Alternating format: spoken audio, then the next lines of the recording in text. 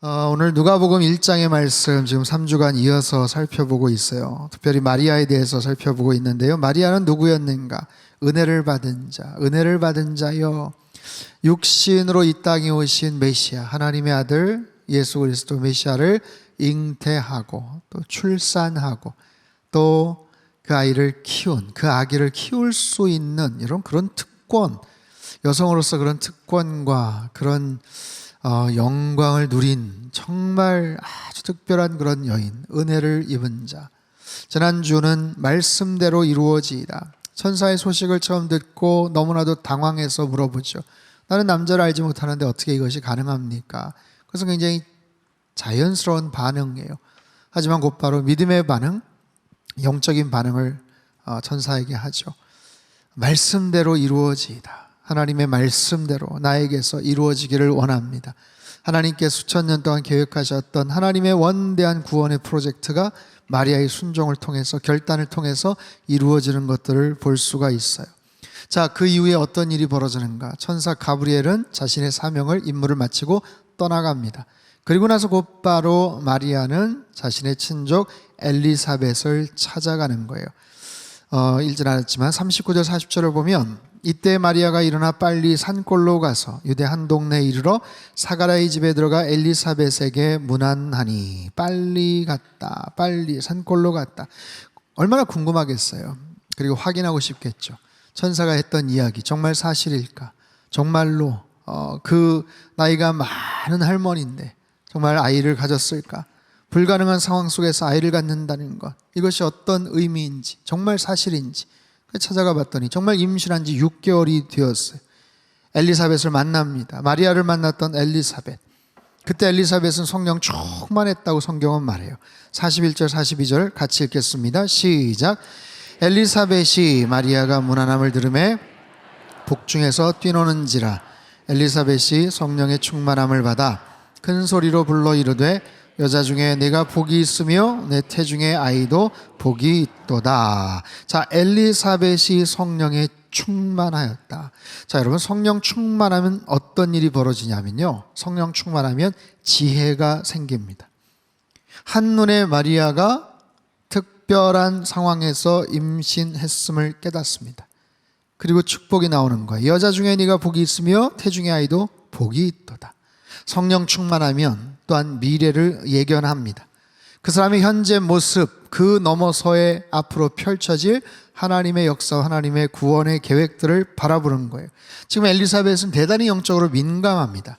뱃속에 있는 세례 요한의 태동을 느꼈고요, 마리아에게 앞으로 어떤 일이 펼쳐질지를 깨닫고 그녀를 축복합니다. 44절 45절 같이 읽죠. 시작. 보라, 내 문안한 소리가 내 복중에서 기쁨으로 뛰놀았도다.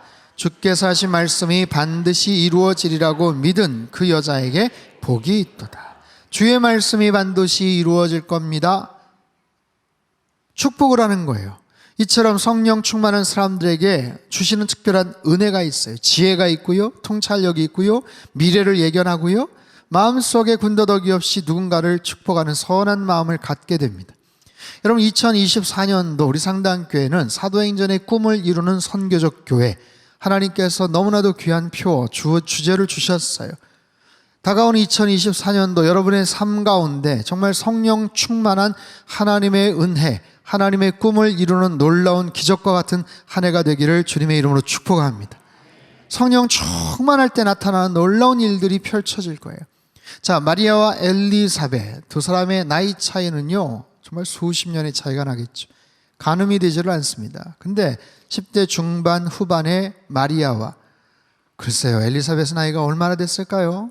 70, 80, 90 됐을지도 몰라요.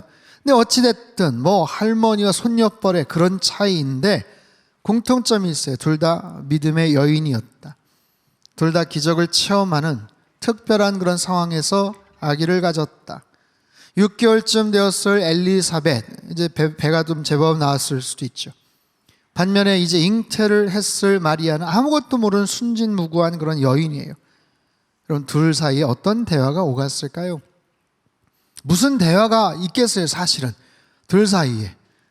그럼에도 불구하고 서로의 그 공통점, 마리아가 3개월을 머물렀다고 하는데 여느 임산부의 모임처럼 산후조리원이나 산부인과를 한번 상상해 보세요. 태중의 귀한 아기들을 위해서 함께 기도하고 서로 대화를 나누었을 거예요. 그들은 성령 충만했고 그 둘 아이 태중의 아기들도 성령 충만했습니다. 그런 상황 속에서 마리아의 찬양이 나오는 거예요. 가톨릭에서도 아주 중요하게 여기는 마리아의 찬가입니다.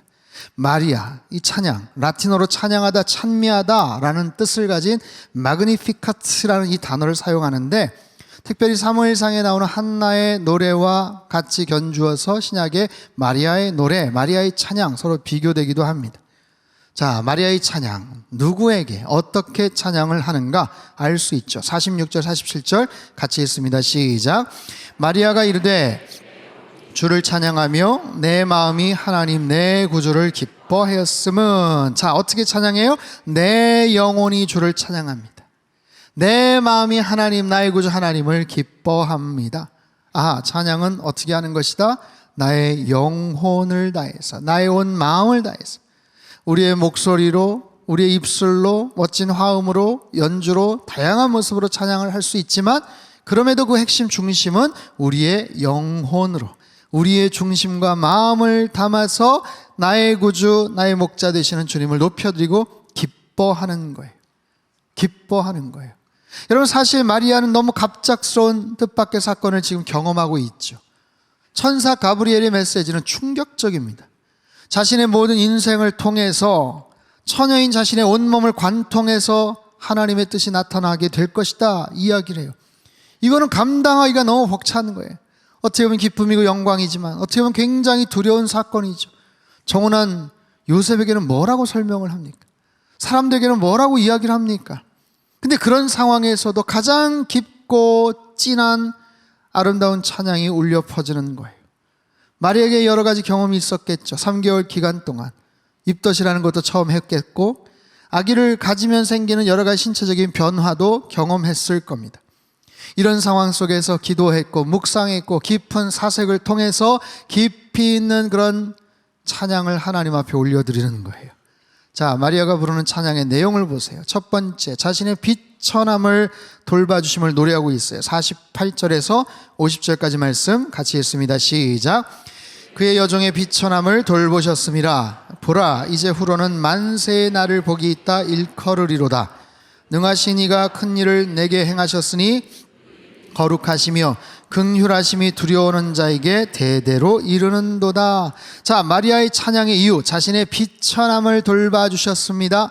자신의 비천함. 여러분, 마리아는 자신의 존재를 알아요. 자기가 어떤 존재, 어떤 수준인지를 알아요. 10대 중후반에 그냥 그 동네에서 늘 평범하게 지나칠 수 있는 그런 평범한 소녀예요. 수도 없이 마리아라는 이름을 가진 그런 많은 그런 여인들, 그런 소녀들, 별다른 기대할 것도 없고 누구한테 자랑할 것도 없고 주목할 것도 없는 자신의 신분을 알아요. 그것을 비천함이라고 표현을 하고 있어요. 비천한 자신의 모습을 돌봐주셨습니다.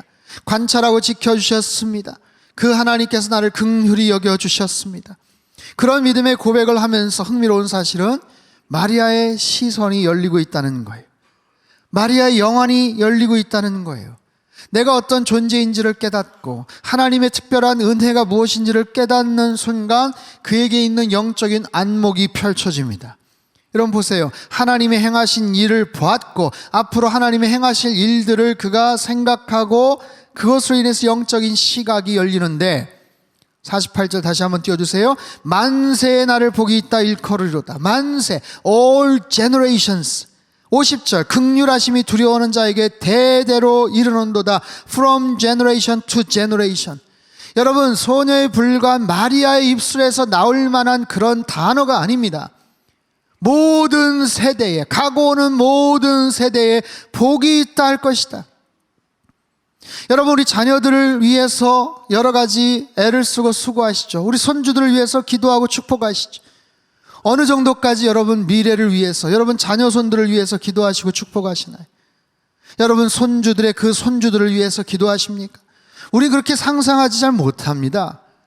다음 세대를 위해서 기도한다고는 하지만 앞으로 3대, 4대, 5대, 6대, 7대까지 우리는 가히 그렇게 상상하지를 못해요. 그런데 마리아가 정말 시골에서 별 볼 일 없어 그렇게 살아가던 처녀인 그 마리아가 믿음의 눈을 가지고 미래에 펼쳐져 있는 그 세계를 바라보고 있는 거예요. 모든 세대에 자자손손 시대를 넘어서 세대를 지나서 영원한 미래에 하나님께서 나에게 복을 허락해 주실 것이다. 무엇을 할 수 있는가? 참된 찬양의 고백은 우리의 영적인 시야를 밝혀주는 놀라운 능력이 있더라는 거예요. 우리의 육신의 시각은요, 우리 육신의 시선은요, 여러 가지 모습에서 가로막혀 있어요. 때론 가장 가까운 곳에서 역사하시는 하나님의 섭리를 깨닫지 못할 때도 얼마나 많아요. 주님이 함께 하셨는데, 주님이 돌봐주셨는데 그 사실 자체를 깨닫지를 못할 때가 얼마나 많습니까? 아니, 불과 며칠 후에 일어날 수 있는 하나님의 놀라운 약속에 대해서 우리는 늘 의심하고 불안해하고 두려워하는 우리들 아니겠어요? 우리의 시선이 어떻게 보면 영적인 노안, 영적인 근시 상태에 빠져 있는 경우가 얼마나 많아요. 근데 마리아는 그 찬양을 통해서 시공을 초월하고 환경을 넘어서서 영적인 놀라운 안목을 가지고 하나님을 찬양하더라는 거예요. 여러분 어떻습니까? 내가 살아오면서 하나님을 향한 믿음의 그런 고백들, 믿음의 간증들, 주님을 향해서 깨달았던 많은 그런 것들, 이런 부분들이 차곡차곡 쌓여지면서 영적인 시선으로 연결이 되고 나의 안목을 틔워주는 놀라운 그런 일들, 그 속에서 나를 통해서, 나의 일을 통해서, 우리 교회를 통해서 하나님께서 내가 하는 그 일들을 통해서 어떤 일들을 펼쳐 나가실 수 있겠구나, 그런 영적인 안목이 우리에게도 열리게 되더라는 거예요. 자, 마리아의 찬양은요, 두 번째로 하나님에 대한 믿음의 고백으로 이어져요. 51절에서 53절까지 말씀을 같이 한번 읽습니다. 시작. 그의 팔로 힘을 보이사 교만한 자들을 흩으셨고 권세 있는 자를 그 위에서 내리치셨으며 비천한 자를 높이셨고 줄이는 자를 좋은 것으로 배불리셨으며 부자는 빈손으로 보내셨도다. 자, 마리아는요, 비천한 자기 자신을 긍휼히 여기셨던 그 하나님이 얼마나 좋으신 하나님이신지, 얼마나 선하신 분이신지, 얼마나 공의로우신 하나님이신지를 아주 정확하게 고백하고 있어요. 그 하나님이 교만한 자들 흩으시고요, 권세 있는 자들을 내리치시는 공의의 하나님이셔요. 비천한 자를 높이시고 줄인 자들을 배불리시는 사랑의 하나님이셔요. 하나님의 긍휼하심, 하나님의 사랑, 하나님의 능력, 하나님의 공의, 이 모든 하나님의 속성에 대해서, 하나님의 성품과 하나님의 능력과 계획에 대해서 아주 정확하게 평가하고 고백하고 있어요. 여러분 보십시오. 올 한 해 이제 서서히 저물어 갑니다. 한 해 동안 여러분의 믿음의 그래프를 한번 그려보십시오. 어떻게 계속해서 성장하고 있습니까? 어떤 선에서 계속해서 지금 멈춰서고 있습니까? 아니면 지난 어떤 특별한 일들로 인해서 어느 순간 굉장히 확 주저앉고 하향 곡선을 그리고 있습니까? 여러분, 우리 인생에 이런 곡선들, 그래프가 있겠죠. 가끔 신앙의 슬럼프나 믿음의 권태기에 빠질 수가 있어요. 사람이 다 그럴 수 있습니다. 하지만 그분을 어떻게 내가 다시 일어설 것인가? 그리고 왜 그런 문제가 자꾸만 발생을 하는가? 여러분, 이유가 있어요. 그것은 뭐냐면 다른 거 아닙니다. 하나님의 하나님 되심을 오해하기 때문에 그래요. 하나님을 제대로 바라보지 못하고 자꾸만 삐딱하게 보기 때문에 그렇습니다. 하나님을 말씀을 근거해서 보는 것이 아니라 철저하게 자기 중심적인, 자기 감정에 사로잡혀서 하나님을 이해하려고 하기 때문에 그래요. 그러다 보니 하나님의 사랑에 뭔가 문제가 있어, 하나님이 때로 너무 불공평하셔, 자기 기준을 해석하고 함부로 판단하지요. 마치 이런 거예요. 돌아온 탕자를 따뜻하게 맞아주시는 그 아버지를 향해서 우라통이 터지고 항변하고 따지는 그 첫 번째 아들과 같은 거예요. 마치 니느웨에 대한 심판을 거두시는 하나님을 향해서 하나님 이러실 수가 있냐고 분노하고 투덜대는 요나 선지자와 같은 거예요. 하나님의 사랑은 굉장히 편파적이고 불공평해, 여러분 이렇게 느낄 수가 있는 거예요. 근데 그 상태에서 계속 있으면 안 되죠. 이것은 하나의 상처거든요. 잘못된 부정적인 마음이거든요. 그 부분들을 어떻게 해결할 것인가? 유독 나에게만 홀대하시는 것 같고 유독 나의 기도 제목에만 인색하신 것 같은 그 마음들, 여러분 절대로 오해해서는 안 돼요. 하나님에 대해서 오해를 하면 안 됩니다. 내가 어떤 상황에서 뭔가를 의심할 수 있어요. 오해를 할 수 있어요. 하지만 하나님에 대한 부분들을 우리가 함부로 오해해서는 우리 믿음 생활을 지속해서 건강하게 해나갈 수가 없어요. 어떻게 해요? 빨리 말씀으로 돌아와야 되고, 빨리 예배의 자리로 나와야 되고, 빨리 주님 앞에 나의 뭔가 상처나고 뭔가 핀트가 안 맞고 있는 그런 부분들 하나님 긍휼히 여겨주세요. 하나님, 내 마음속에 뭔가 섭섭함이 있어요. 내가 뭔가 마음속에 시험된 게 있어요. 여러분, 그냥 내버려둬서는 안 되죠. 누가 어떻게 하겠습니까? 내 자신이 먼저 하나님 앞에 나아가야죠. 여러분, 우리 하나님은 언제나 신실하시고 사랑이 많으신 그런 좋으신 하나님이신 줄로 믿습니다. 우리가 자꾸만 그렇게 판단을 하는 거예요. 여러분, 우리의 시선이 얼마나 삐뚤어져 있는지 몰라요. 내 나름대로 공의롭고 정의롭고 의롭다고 하지만 사람은 절대로 객관적일 수 없습니다. 내 사랑이 굉장히 뜨겁고 열정적이라고 하지만 그 사랑도 가만히 보세요. 얼마나 자기 중심적인지 몰라요. 그렇기 때문에 우리는 하나님에 대한 아주 철저하고 정확한 믿음의 고백을 드릴 수 있어야 돼요. 마치 마리아처럼 올바른 믿음의 고백 위에 힘이 실리게 됩니다. 올바른 찬양을 통해서, 여러분, 찬양 한 곡만 정말 제대로 울려 퍼지는 그 찬양을 통해서 나의 영혼이 살아나요. 삐뚤어진 나의 태도가 다시 바뀌게 되고 하나님과의 관계가 다시 회복되더라는 거예요. 그렇게 되면 이제는 내 자신의 문제에서 벗어나서 더 큰 그림을 바라보게 됩니다. 이제는 공동체 문제, 자기 민족의 미래에 대해서 노래하는 거예요. 마리아를 보세요. 54절 55절 말씀 같이 읽습니다. 시작. 그종 이스라엘을 도우사 기억하시되 우리 조상에게 말씀하신 것과 같이 아브라함과 그 자손에게 영원히 하시리로다 하니라. 아멘. 여러분, 마리아 찬양의 내용을 보세요. 처음에는 자신의 이야기로 출발합니다. 하나님이 비천한 나를 긍휼히 여겨주셨어요. 하나님이 얼마나 공의로우시고 사랑이 많으신 분인지를 고백을 해요.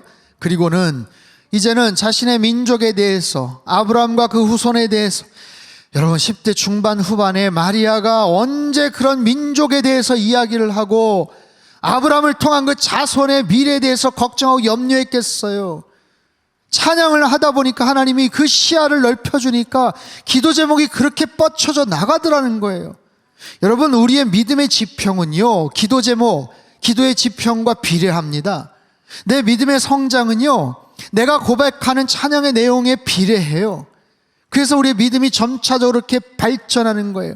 어떤 상황에선 계속해서 정체기를 걷는 것 같지만, 뜨뜻미지근한 것 같지만, 어떤 특별한 상황에서 임계점이 딱 돌파가 되면 또 한 번의 업그레이드가 되고 또 한 번의 하나님을 향한 또 다른 믿음의 고백, 지극히 상식적인 반응에서 영적인 반응을 하죠. 마리아라고 무턱대고 믿은 거 아닙니다. 가서 확인하잖아요. 엘리사벳과 같이 이야기하잖아요. 그러면서 자기 중심적인 그런 모습에서 이제는 이스라엘 공동체로 전환이 되고 하나님 나라의 구속사의 큰 계획에 대한 그 완성하심에 대해서 노래하고 찬양하고 있어요. 사랑하는 성도 여러분, 단 한 번의 찬양을 통해서도 우리의 믿음이 이렇게 굳건해지더라는 거예요. 마리아의 찬양을 통해서 우리가 배울 수 있는 교훈은 무엇인가? 여러분, 평생 이런 믿음의 고백, 이렇게 진지하고 깊은 믿음의 고백 찬양을 드려본 적이 있습니까? 올 한 해 여러분 어떠셨어요? 지나오면서 가장 힘들었던 때는 언제였습니까? 가장 기뻤던 순간은 언제였습니까? 가장 우울하고 정말 속상했던 적은 언제였어요? 마음의 기쁨이, 은혜가 넘쳤던 그런 순간은 또한 언제였습니까? 기억이 나실 겁니다. 언제, 어떤 사건, 누구, 어떤 모습 떠오르실 거예요. 하지만 그와 동시에 여러분이 기억하셔야 될 것은 하나님과의 그런 스토리입니다. 그 속에서 내가 하나님과 어떤 일이 있었는가, 그 어려운 상황에서 내가 하나님 앞에 어떤 기도의 고백을 드렸는가, 내가 평생 그렇게 진한 하나님을 향한 간절한 기도의 고백, 그 간절한 그런 찬양의 고백을 드렸던 순간을 여러분 떠올리십니까? 힘들면 힘든 대로, 정말 기쁘고 좋은 일이면 그 하나님을 마음껏 찬양하는 그 순간의 고백이 있었냐는 거예요. 여러분, 그 모든 순간들이 결국엔 하나님과 나 사이에, 우리 사이에 아주 은밀한 그런 스토리예요. 그런 간증거리들이라는 거예요. 특별한 사건, 특별한 관계, 그런 만남 속에서 이루어지는 겁니다. 아직 늦지 않았어요. 내일 성탄절입니다. 일주일 남은 올 한 해 하나님 앞에서 내가 아직까지 드리지 못했던 고백이 있는가? 마리아처럼 정말 드리고 싶었는데, 아니 드릴 수 있는 뭔가가 있었는데 그 타이밍과 그 찬스를 혹시 놓친 분들이 계시다면 여러분 곰곰이 한번 잘 생각해 보십시오. 내 안에서 우러나오는, 내 안에서 솟구쳐 오르는 그런 진한 믿음의 고백들, 그 찬양의 고백들이 올해가 가기 전에 하나님을 향해서 울려 퍼지시기를 주님의 이름으로 축복합니다. 성탄절을 맞아서 많은 캐롤곡들을 여러분 들으시고 또 많은 성탄 음악들을 접하실 겁니다. 근데 성탄절에 가장 잘 어울리는 노래가 있다면 아마도 핸델의 메시아 중 할렐루야라는 곡일 거예요. 핸델은 1685년 독일에서 출생을 합니다. 그리고 오페라의 본고장 이탈리아에 가서 공부를 해요. 그리고 이런 영국에 가서 합니다. 정착하면 오페라 작곡가로 활동을 해요. 하지만 단순한 작곡가를 넘어서 연출가, 기획자, 심지어는 사업가로서 엄청난 부와 명성을 얻던 중에 그만 파산을 하고 건강에도 심각한 문제가 생기게 돼요. 그의 인생에 가장 힘들고 어려웠던 순간이었어요. 침체되고 낙심해 있던 어느 날 그의 친구 찰스 제넨스가 쓴 예수 그리스도의 삶과 순환을 담은 시를 읽고 깊은 감명을 받습니다. 그 시의 내용은 다름이 아니에요. 그냥 성경의 복음서 이사야 시편 말씀을 바탕으로 한 예수 그리스도의 삶과 죽음을 담은 그런 시인데, 그 시를 대본 삼아서 오라토리오를 작곡한 것이 그 유명한 메시아입니다. 그리스도의 탄생, 순환, 죽음과 부활을 담은 모두 53곡을 작곡을 해요. 53곡 354쪽에 달하는 2시간 20분이나 되는 엄청난 분량이에요. 여러분 성가대 악보가 몇 페이지 되나 모르겠어요. 300페이지 넘습니까? 그렇진 않죠. 거의 2배 가까운 그런 분량의 그 엄청난 53곡을 불과 24일 만에 완성을 합니다. 놀랍지 않아요? 그는 식음을 전폐하고 미친 듯이 곡을 써내려갔어요.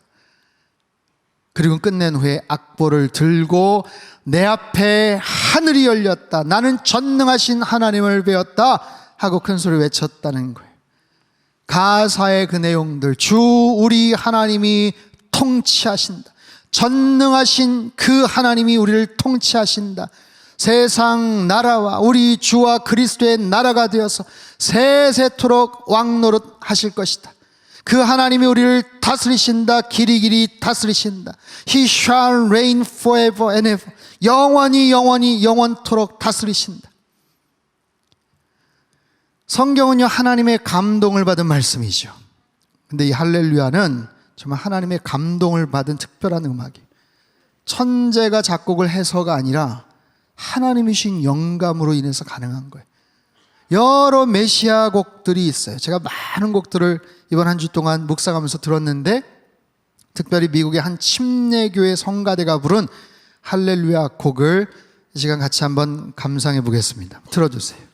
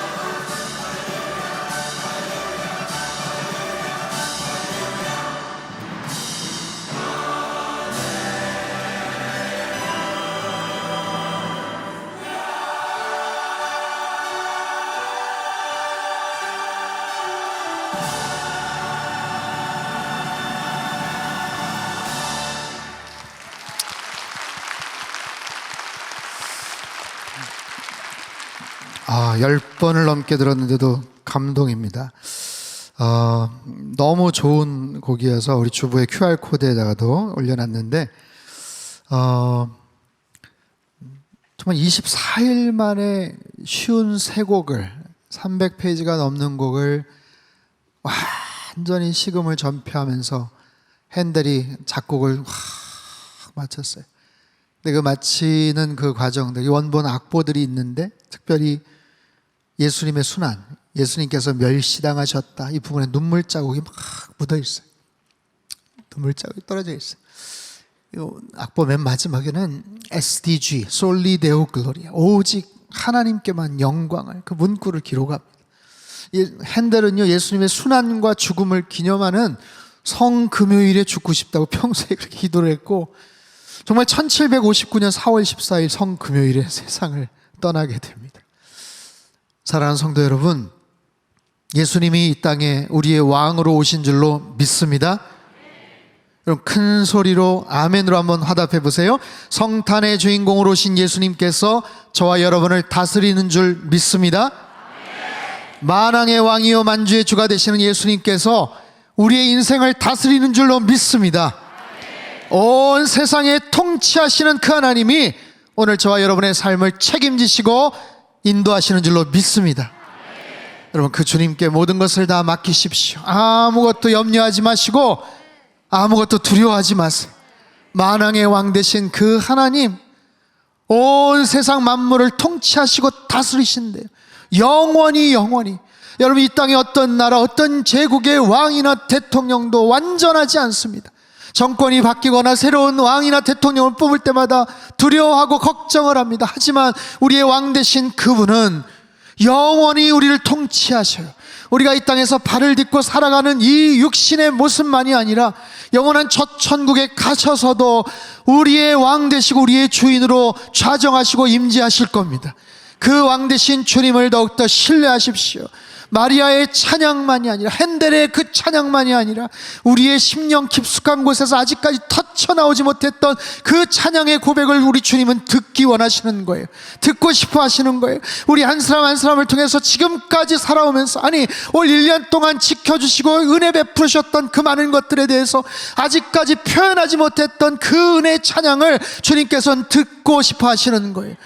이번 성탄절 그 주님을 향해서 마음껏 찬양하고 경배하고 감사하시기를 주님의 이름으로 축복합니다.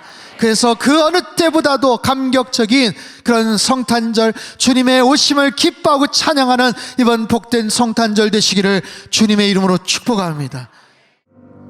사랑하는 주님, 우리의 왕으로 오신 주님을 찬양합니다. 작고 연약한 아기의 모습이지만 온 세상 만물을 통치하시고 영원히 우리의 인생과 우리의 모든 것들을 다스리시고 책임지실 주님을 높여드리고 찬양합니다. 마리아의 깊은 찬양, 핸델의 이 기가 막힌 찬양의 고백만이겠습니까?